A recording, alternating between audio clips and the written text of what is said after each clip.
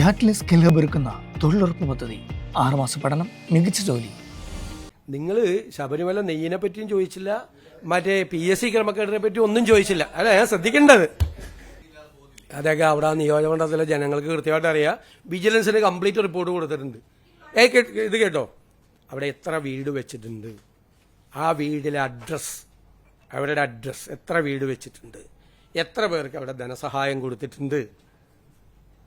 ഈ കടക്കാർക്കൊന്നും കഴിഞ്ഞ പ്രാവശ്യം 2018 ഒന്നും കൊടുത്തില്ല. ഞാൻ 1600 കടകൾക്കാണ് അവിടെ നഷ്ടപരിഹാരം കൊടുത്തത്. കാലിത്തീറ്റ വരെ കൊടുത്തു, 50 ടൺ കാലിത്തീറ്റ വരെ കൊടുത്തു. അത് ഓരോ സ്പോൺസർഷിപ്പാണ്. ഈ പുനർജനിക്ക് ഇവിടെ മോഡൽ എന്ന് പറയുന്നത്, ഞാനതുകൊണ്ടാണ് അന്ന് ധൈര്യമായിട്ട് അസംബ്ലിയിൽ പറഞ്ഞത്, ഇത് നല്ല മോഡലാണെന്ന് അന്വേഷണം നടത്തുന്ന ഉദ്യോഗസ്ഥന്മാരെ അപ്രീഷിയേറ്റ് ചെയ്യും. കാരണം ഞങ്ങൾക്ക് ഒരു അക്കൗണ്ടും ഇല്ല. ഉദാഹരണത്തിന് വീട് വയ്ക്കാൻ ഒരാൾ വന്നാൽ നമ്മൾ ബെനഫിഷ്യറിയെ പറഞ്ഞു കൊടുക്കും, അവർക്ക് വീട് വെച്ചു കൊടുക്കുക. അല്ലെങ്കിൽ ഞങ്ങൾ ലോക്കൽ കോൺട്രാക്ടേഴ്സിൻ്റെ പാനലുണ്ട്, അവർക്ക് ആദ്യം 2 ലക്ഷം രൂപ കൊടുക്കും. അപ്പോൾ അവർ പണിയും. അത് നമ്മൾ റിപ്പോർട്ട് ചെയ്യുമ്പോൾ അടുത്ത 2 ലക്ഷം രൂപ കൊടുക്കും, പിന്നെ ബാക്കി പൈസ കൊടുക്കും. അങ്ങനെയാണ് വീട് പണി പൂർത്തിയാക്കുന്നത്. ഇപ്പോൾ തയ്യൽ മെഷീൻ കൊടുക്കാൻ വേണ്ടിയിട്ട് ചെയ്തതെന്ന് വെച്ച് കഴിഞ്ഞാൽ ഒരു കമ്പനിയായിട്ട് ഞങ്ങൾ ധാരണ ഉണ്ടാക്കി. അവർ പറഞ്ഞു ഇത് ഫ്ലഡിൻ്റെ റിലീഫാണ്, 100 തയ്യൽ മെഷീൻ ഞങ്ങൾക്ക് പൈസ തന്നാൽ ഞങ്ങൾ 110 എണ്ണം കൊടുക്കാമെന്ന്. അപ്പോൾ പല സ്ഥാപനങ്ങളും വന്ന്, റോട്ടറി ക്ലബ്ബുകൾ ഉൾപ്പെടെ സ്ഥാപനങ്ങൾ വന്ന് 100 എണ്ണത്തിൻ്റെ പൈസ അവിടെ അടയ്ക്കും കമ്പനിയിൽ. ഞങ്ങൾ ബെനഫിഷ്യറീസിൻ്റെ ലിസ്റ്റ് കാണിക്കും. എന്നിട്ട് ഈ ഡോണറിൻ്റെ സാന്നിധ്യത്തിൽ ഈ 110 പേർക്ക് ഞങ്ങൾ ഇത് കൊടുക്കും. അങ്ങനെയാണ് 1200 പേർക്ക് തയ്യൽ മെഷീൻ നഷ്ടപ്പെട്ടവർക്ക് എല്ലാവർക്കും കൊടുത്തു, കൃഷിനാശം സംഭവിച്ചവർക്ക് കൊടുത്തു. ഇനിയിപ്പോൾ ഞാൻ പറയുന്നത് എൻ്റെ അനുഭവം അതാണ്. ഇത് ഒരു മോഡലായിട്ടാണ് ചെയ്തത്. മോഡൽ എന്ന് വെച്ച് കഴിഞ്ഞാൽ അന്താരാഷ്ട്ര രംഗത്ത് പ്രവർത്തിക്കുകയും ഈ രംഗത്ത് പ്രവർത്തിക്കുകയും ചെയ്യുന്ന ഏജൻസികളുടെ മാനേജ്മെന്റ് ടെക്നിക്കൽ ഗൈഡൻസ് വാങ്ങിച്ചിട്ട് കേരളത്തിൽ ആദ്യമായിട്ട് ഒരു നിയോജക മണ്ഡലത്തിൽ ഒരു MLA ചെയ്ത പ്രോജക്റ്റ്. എനിക്ക് അതിൻ്റെ അകത്ത് അഭിമാനമുണ്ട്.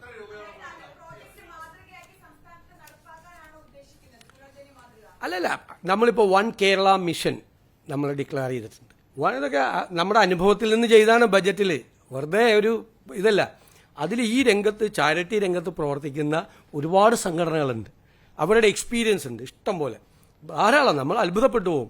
ഓരോ രംഗത്ത് പ്രവർത്തിക്കുന്ന, ഓരോ ഫീൽഡിൽ പ്രവർത്തിക്കുന്ന അവരെല്ലാം കൂടി അസോസിയേറ്റ് ചെയ്തുകൊണ്ട് നമ്മളൊരു കോർപ്പസ് ഉണ്ടാക്കിക്കൊണ്ട് ചെയ്യും. അതിൽ ഞങ്ങൾ ഡിക്ലെയർ ചെയ്തേക്കുന്ന 2 കാര്യമാണ്.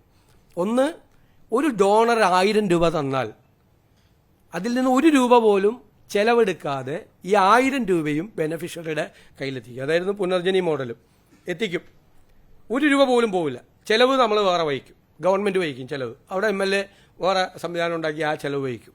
പിന്നെ ഈ ബെനഫിഷ്യറി ആരാണെന്ന് ഡോണറിന് അറിയാൻ പറ്റിയെന്ന സംവിധാനം, ഇയാൾ അർഹതപ്പെട്ട ആളാണെന്ന്. ഇപ്പം ഞാനെനിക്ക് 200 തയ്യൽ മെഷീൻ റോട്ടറി ക്ലബ്ബുകളിലൂടെയൊക്കെ തന്നു. അപ്പോൾ ഞാൻ പറഞ്ഞു, റോട്ടറി ക്ലബിനെ അവരുടെ സ്ത്രീകളുടെ സംഘടനയുണ്ട് ഇന്നർവീൽ, അവരോട് വന്ന് ഈ 200 വീടുകളും വിസിറ്റ് ചെയ്യാൻ പറഞ്ഞു. ഈ 200 വീടുകളിൽ അവിടുത്തെ സ്ത്രീകൾ വന്ന് വിസിറ്റ് ചെയ്തു. അപ്പോൾ അവർ വിസിറ്റ് ചെയ്തിട്ട് തിരിച്ച് അവരുടെ കുടുംബങ്ങളെ ഉൾപ്പെടെയാണ് അവരോട് പറഞ്ഞു 300 എണ്ണം കൂടി കൊടുക്കണമെന്ന് പറഞ്ഞു. കാരണം അത്ര നന്നായിട്ടാണ് ചെയ്തിരിക്കുന്നത്. അപ്പോൾ അവർ 300 എണ്ണം കൂടി തന്നു. ഇതോരോ മോഡലാണ്. ഇപ്പോൾ 2 കാര്യമാണ് ഇത്തരം കാര്യങ്ങൾ ചെയ്യുമ്പോൾ ചെയ്യുന്നത്. ഒന്ന്, ഒരു ഡോണറും തരുന്ന പൈസയുടെ 1 രൂപ കുറയരുത്.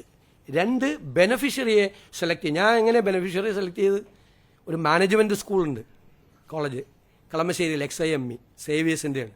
അവിടുത്തെ 200ഓളം സ്റ്റുഡൻസ്, MPA സ്റ്റുഡൻസും അവിടുത്തെ അധ്യാപകരും വന്ന് സർവേ നടത്തിയിട്ടാണ്, ആ സർവേയുടെ റിസൾട്ട് വെച്ചിട്ടാണ് ഇത് ചെയ്തത്. ഇപ്പോൾ കടകൾക്ക് വിതരണം നടത്തിയപ്പോൾ അതിൻ്റെ കൂടെ വ്യാപാരി വ്യവസായി സംഘടനകളുടെ ലെറ്റർ കൂടി വാങ്ങിച്ചു. അപ്പോൾ പിന്നെ ഞങ്ങളുടെ ഒരു ടീം വിസിറ്റ് ചെയ്ത് നോക്കി. അങ്ങനെ 2-3 മാർഗങ്ങളിലൂടെ നമ്മൾ ആരെങ്കിലും തരുന്ന പൈസ പറ്റിക്കരുതല്ലോ, മറ്റൊരു തട്ടിപ്പിച്ചു കൊണ്ടുവരുന്നത്. അങ്ങനെയുള്ള നിങ്ങളൊന്ന് പഠിക്കുക, ആ സ്കീമൊന്ന് പഠിക്കുക. നിങ്ങളെന്നിട്ട് എഴുതുക അതിനെപ്പറ്റിയൊക്കെ. എൻ്റെ പേര് പറയണ്ട.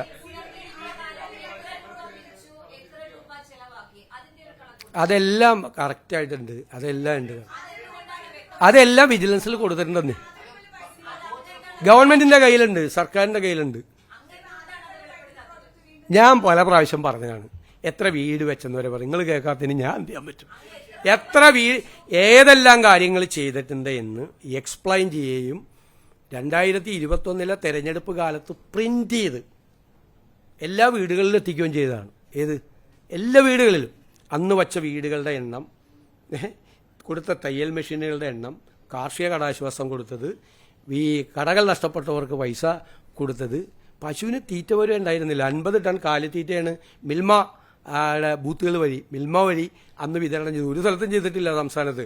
അങ്ങനെയുള്ള മൈന്യൂട്ടായിട്ടുള്ള കാര്യം, കുഞ്ഞുങ്ങൾക്ക് കംപ്ലീറ്റ് ഇത് നഷ്ടപ്പെട്ടവർക്ക് ഉള്ള സാധനങ്ങൾ, ലാപ്ടോപ്പ്, അതുപോലെ ഫോൺ നഷ്ടപ്പെട്ട ആളുകൾക്ക് ഫോണ്, ഒരുപാട് കാര്യങ്ങൾ അതെല്ലാം പ്രിന്റ് ചെയ്ത് പബ്ലിഷ് ചെയ്താണ്. എന്നിട്ട് എപ്പോഴും വന്നിട്ട് ഇതേ ചോദ്യം ചോദിക്കുക, എന്താണ്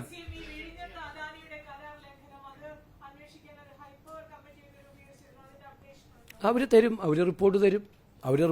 അത് ഹൈപ്പവർ കമ്മിറ്റി രൂപീകരിച്ചതല്ല, ഓൾറെഡി അവിടെ ഉള്ളതാണ് ഹൈപ്പവർ കമ്മിറ്റി, ചീഫ് സെക്രട്ടറി ഇതായിട്ടുള്ളത്.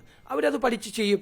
മാത്രമല്ല അതിൻ്റെ അത് 2 ആസ്പെക്ട് ഉണ്ട്. ഒന്ന്, സ്ട്രാറ്റജിക് ആയിട്ടുള്ള കാര്യങ്ങൾ അനുമതി കൊടുക്കേണ്ടത്, സെക്യൂരിറ്റി ആസ്പെക്റ്റിൽ കൊടുക്കേണ്ടത് കേന്ദ്ര ഗവൺമെൻറ്റാണ്. അപ്പോൾ അതൊക്കെ കിട്ടി ധൃതി പിടിക്കേണ്ട ആവശ്യമില്ലല്ലോ. നമ്മളെല്ലാം പരിശോധിച്ച്, ഞാൻ പറഞ്ഞല്ലോ, സ്റ്റേറ്റിൻ്റെ ഇൻട്രസ്റ്റ് ഒരു ദോഷവും വരാതെ എന്താണ് ചെയ്യാൻ പറ്റുന്നതെന്നാണ് നമ്മൾ പറഞ്ഞിരിക്കുന്നത്.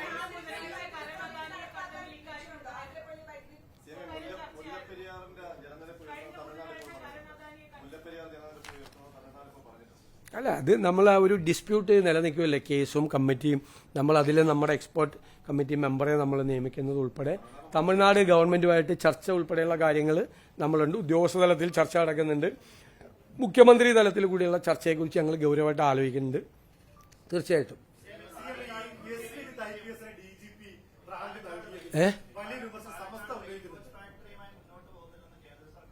എന്താണ്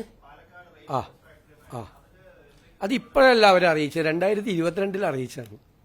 2022 അറിയിച്ചപ്പോൾ ആ സ്ഥലം റെയിൽവേയിൽ നിന്ന് വിട്ട് കിട്ടാൻ വേണ്ടിയിട്ടാണ് കഴിഞ്ഞ ഗവൺമെന്റ് നോക്കിയത്. അവരന്നും പറഞ്ഞത് ഇപ്പോഴും പറഞ്ഞ ഒന്ന് തന്നെയാണ്. കാരണം അവർക്ക് ആവശ്യമില്ലെന്ന് കോച്ച് ഫാക്ടറിയുടെ ആവശ്യമായിട്ടുള്ള കോച്ചുകൾ ബാക്കിയുള്ള ഫാക്ടറികൾ നിർമ്മിക്കുന്നുണ്ട്. ഇനി ഒരു പുതിയ കോച്ച് ഫാക്ടറിയുടെ ആവശ്യമില്ല. ഇപ്പോൾ റെയിൽവേ പറഞ്ഞിരിക്കുന്നത് അവരെ ഏതെങ്കിലും ഒരു ഇൻവെസ്റ്റ്മെന്റ് കൊണ്ടുവരാം എന്നാണ് പറഞ്ഞിരിക്കുന്നത്. അപ്പോൾ റെയിൽവേ മിനിസ്റ്ററുമായിട്ട് നമ്മൾ സംസാരിക്കും. ഇതിപ്പോൾ കിട്ടിയ ഇൻഫർമേഷൻ അല്ല, ഇപ്പോൾ ഒരു വാർത്ത വന്നൊന്നല്ല. 2022 ഓൾറെഡി സെൻട്രൽ ഗവൺമെന്റ് സ്റ്റേറ്റ് ഗവൺമെന്റിനെ അറിയിച്ചത്. ഇപ്പൊ ശരിയാപ്പോ അത്രയും മതി.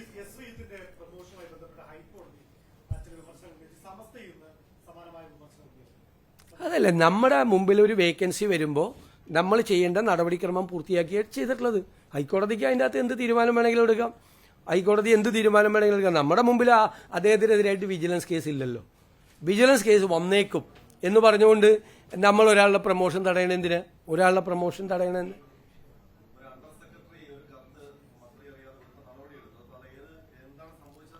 അത് സർക്കാർ അന്വേഷിച്ചിട്ടാണല്ലോ നടപടിയെടുത്തത്. നടപടി അത് അന്വേഷിച്ചിട്ടാണ്. അതായത് സസ്പെൻഷൻ ഒരു അന്വേഷണ വിധേയമായിട്ടാണല്ലോ സസ്പെൻഡ് ചെയ്തേക്കുന്നത്. പ്രഥമ ദൃഷ്ട്യാ ഗുരുതരമായ തെറ്റ് ചെയ്തിട്ടുള്ളതായിട്ട് കണ്ടു.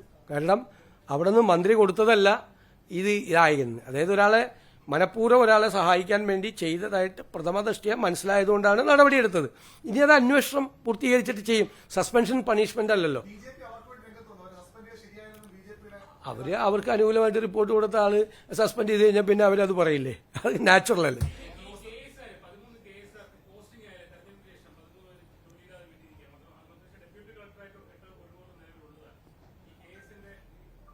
പോസ്റ്റ് ഇല്ലാത്ത സമയത്ത് ചെയ്താണ്. നമുക്ക് നോക്കാം, ഞങ്ങളത് പരിശോധിക്കാം. അവരെ വഴിയാധാരാക്കാൻ പറ്റില്ല.